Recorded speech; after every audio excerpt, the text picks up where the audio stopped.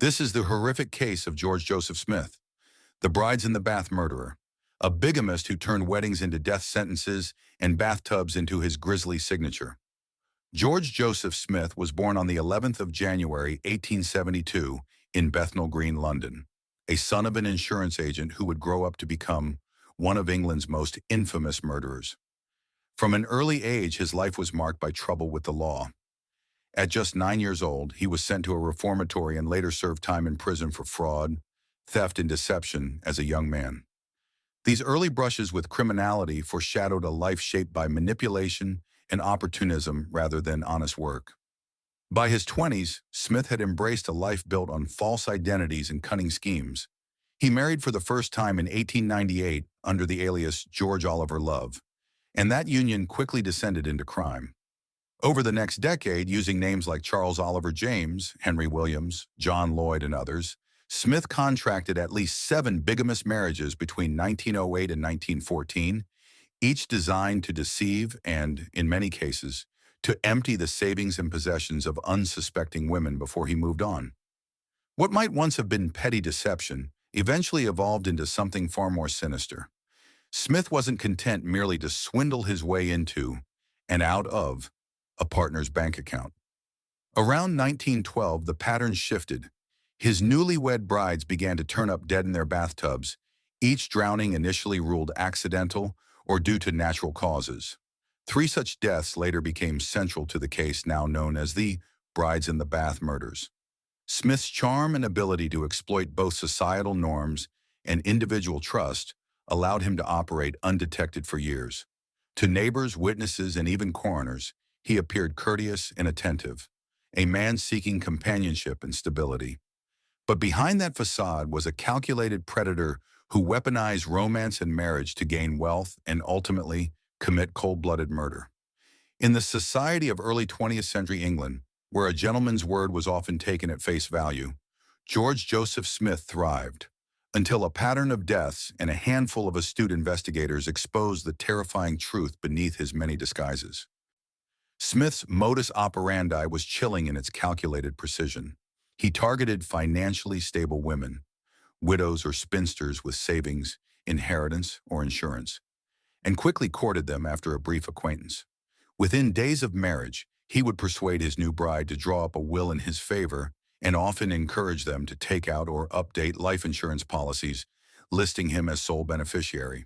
With that financial foundation laid, Smith moved them to lodgings where he ensured there was a bathtub, requesting it specifically before death would occur. A chilling detail repeated in every case. He often took the couple to visit a doctor first, claiming symptoms such as headaches or epileptic fits to deflect suspicion. To those around him, Smith appeared attentive and devoted, the picture of a caring husband. This cultivated trust allowed him to evade early detection. Local coroners and juries were inclined to find misadventure when his brides were found drowned alone in their baths, background suggesting no struggle. Only later, when patterns began to align, did investigators realize the deaths were not isolated tragedies, but a series of calculated murders. Smith's first known murder victim in the brides in the bath sequence was Beatrice Bessie Mundy, a 33-year-old widow with a comfortable inheritance. In 1910, he married her in Weymouth, Dorset, under the alias Henry Williams, presenting himself as a respectable gentleman and convincing her she could trust him with both her heart and her fortune. After moving to Herne Bay, Smith suggested that Bessie update her will to name him as sole beneficiary, a document she signed just 5 days before her death. Soon after, he made a visit to a local ironmonger to inquire about purchasing a cast-iron bathtub for their rented home, a detail that would later seem eerily foreboding. On July 12, 1912, Bessie was found in the bathtub with her head submerged and her legs extended straight, her body showing no obvious signs of violence. Smith immediately summoned the local doctor, claiming she had suffered an epileptic seizure. Despite Bessie's lack of any prior history of fits, the doctor accepted Smith's account, and the coroner's inquest jury returned a verdict of death by misadventure. With that verdict, Smith was legally cleared of wrongdoing, and the path was open for him to inherit her estate, totaling £2,579, a substantial sum at the time. Smiling and unburdened, he collected her money and quietly moved on to his next victim, leaving behind the first in a chilling series of bathtub deaths that would only later be recognized as murder. After the suspicious death of Beatrice Bessie Mundy, George Joseph Smith continued his pattern of bigamous marriage and calculated violence, turning his attention to another unsuspecting woman. In November 1913, he married Alice Burnham, a 25-year-old nurse he met in Southsea, this time using his real name, George Smith, and presenting himself as a respectable gentleman with stable prospects. The couple soon traveled to Blackpool for what appeared to be a honeymoon. Smith, consistent in his method, insisted they find lodgings that included a bathtub, rejecting rooms without one before settling in with a landlady who provided the amenity he sought. Alice, like the bride before her, took out a life insurance policy worth £500, with Smith named as beneficiary, and even executed a will in his favor, all in the span of weeks following their marriage.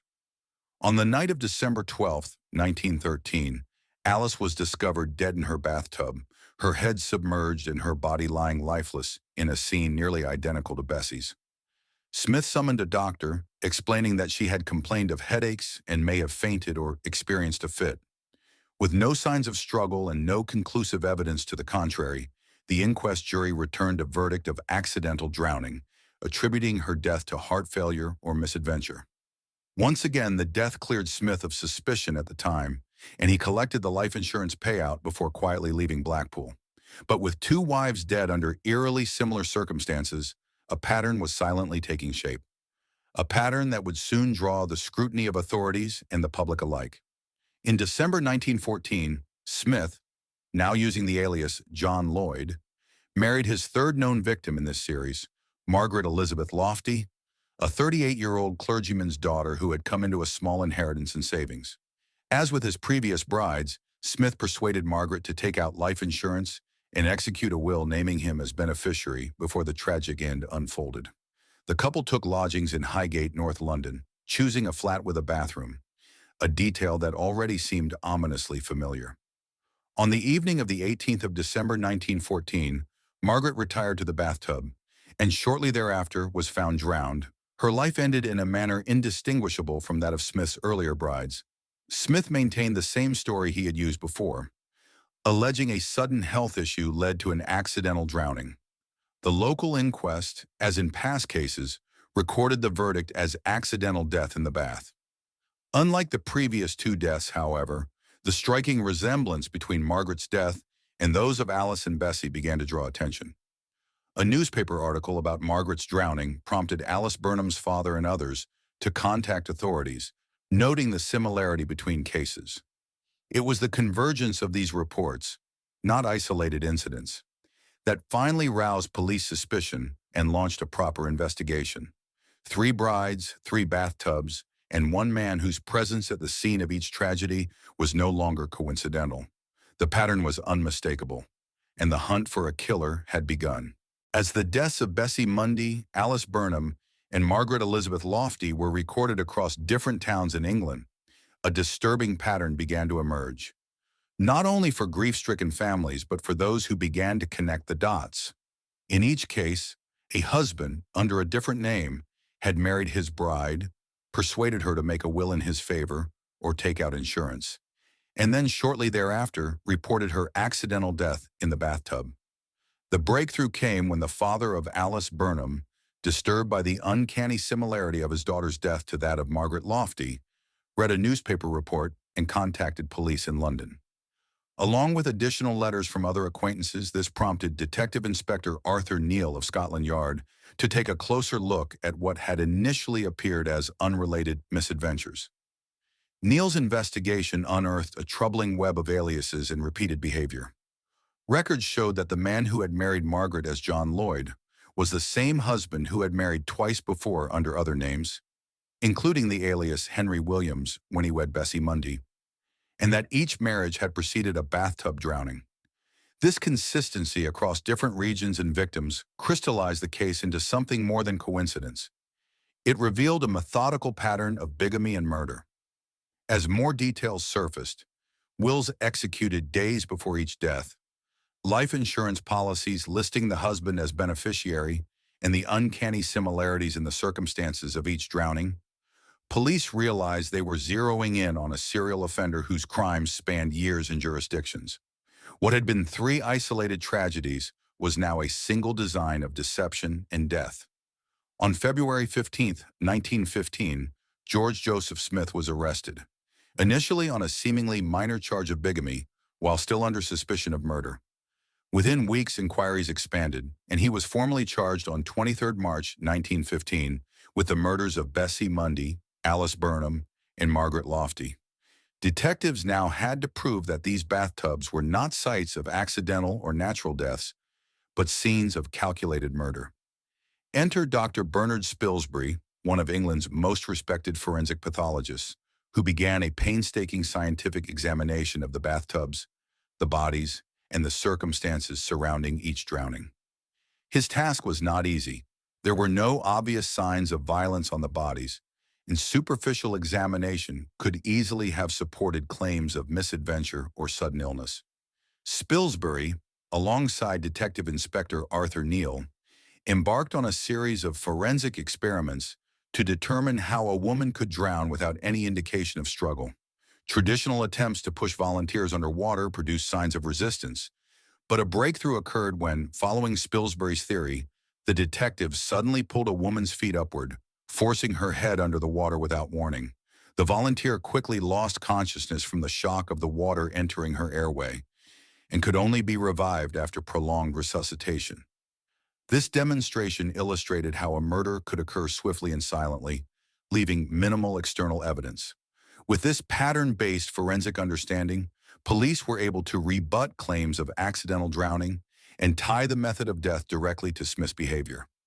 The scientific confirmation that the drownings could have been staged and that they occurred under nearly identical conditions in each case provided prosecutors with a solid foundation upon which to build their arguments at trial. In the summer of 1915, the chilling brides in the bath case reached its climax at London's Central Criminal Court, the Old Bailey. On 22 June, George Joseph Smith stood before the jury charged with the murder of Beatrice Bessie Mundy, the first of his three known victims. Though English law permitted him to be tried on only one murder charge, the prosecution had a bold strategy. Use the deaths of Alice Burnham and Margaret Elizabeth Lofty to establish a consistent modus operandi that could rebut claims of accidental drowning. Leading the case for the Crown was Sir Archibald Bodkin, supported by Cecil Whiteley and Travers Humphreys. They faced a formidable defense barrister in Sir Edward Marshall Hall, who argued passionately that each death should be seen as an isolated accident. Yet Mr. Justice Scruton permitted the prosecution to introduce evidence of the other drownings. A controversial but decisive decision that allowed the jury to consider the pattern and similarities among the cases. The courtroom was intense, every testimony scrutinized by an audience of reporters and spectators eager for resolution. Witnesses, experts, and detectives recounted the unsettling consistency across the three deaths. Sudden bath drownings, promising new marriages, and financial gain for the husband. This system-based evidence, later recognized as a foundational application of the similar facts rule, enabled the prosecution to demonstrate that the drownings were no accidents, but part of a calculated design. On 1 July 1915, after a trial that gripped the nation, the jury returned its verdict. It took them about 20 minutes to deliver a guilty verdict for the murder of Bessie Mundy. Their swift decision reflected both the strength of the pattern evidence and the accumulation of circumstantial proof connecting Smith to all three deaths. Smith was sentenced to death by hanging, a punishment to be carried out at Maidstone Prison. His defense team lodged an appeal on the grounds that the system evidence was improperly admitted, challenging the legality of using similar past events against him. However, in late July, Lord Reading LCJ dismissed the appeal, affirming the admissibility of such evidence and solidifying an important legal precedent in English criminal law. The public reacted with a mixture of horror and relief.